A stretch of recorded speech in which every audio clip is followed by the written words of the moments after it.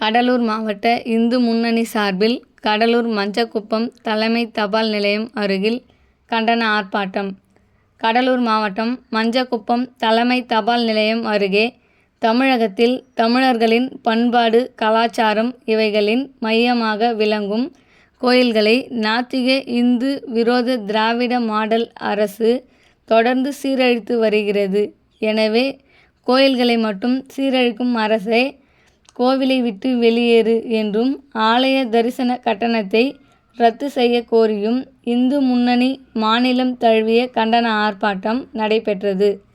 அதன் ஒரு பகுதியாக கடலூர் மாவட்ட இந்து முன்னணி சார்பாக கடலூர் மஞ்சக்குப்பம் தலைமை தபால் நிலையம் அருகில் கண்டன ஆர்ப்பாட்டம் நடைபெற்றது. இந்த கண்டன ஆர்ப்பாட்டம் சக்திவேல் தலைமையில், தண்டபாணி வரவேற்பில், மணிகண்டன் முன்னிலை வகிக்க, வேல்முருகன் கண்டன உரை வழங்க, செயற்குழு உறுப்பினர் ரவி நன்றி உரை வழங்கினார்.